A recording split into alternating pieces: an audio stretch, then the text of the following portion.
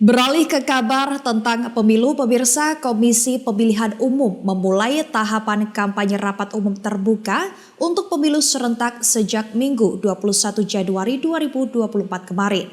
Pada tahapan tersebut, para calon legislatif maupun calon presiden dan calon wakil presiden dapat berkampanye dengan mengumpulkan basis massa yang lebih besar dan halayak umum.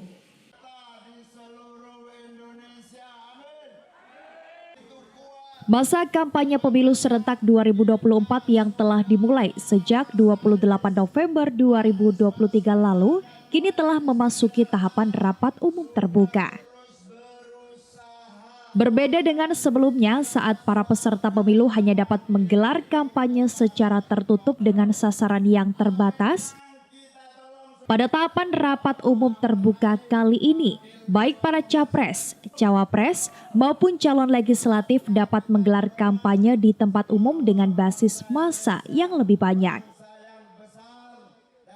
Tahapan kampanye rapat umum terbuka telah berlangsung sejak dimulai oleh Komisi Pemilihan Umum pada Minggu 21 Januari kemarin sampai dengan 10 Februari 2024 mendatang.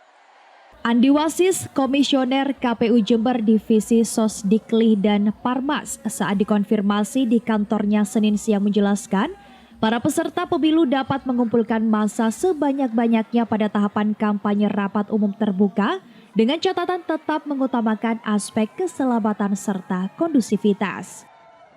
Secara keseluruhan, tahapan masa kampanye itu selama 75 hari. Dari tanggal 28 November sampai dengan tanggal 10 Februari. Nah, masa kampanye itu dibagi menjadi dua. Pertemuan terbatas yang dimulai dari tanggal 28 sampai nanti tanggal 10 Februari. Dan yang kedua pertemuan rapat umum atau pertemuan tidak terbatas rapat umum. Nah, itu dimulai tanggal 21 Januari per kemarin ya sampai nanti tanggal 10 Februari. Nah, bedanya untuk pertemuan terbatas itu yang dimulai tanggal 28 November ya, itu maksimal untuk jumlah peserta kampanye 1.000 orang. Ya.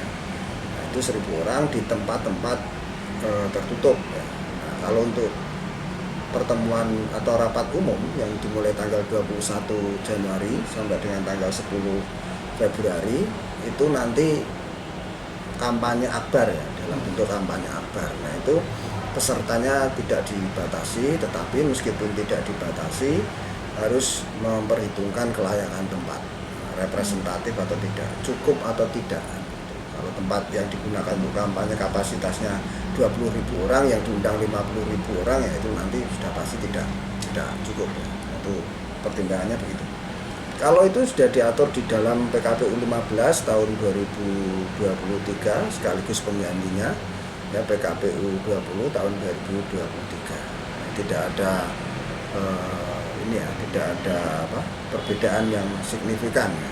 Hanya saja memang mungkin jadwal dan tempat itu sudah pasti berbeda karena jadwalnya kan kalau untuk rapat umum itu dibagi menjadi 3 zona. Jadi kebetulan untuk Jawa Timur masuk zona C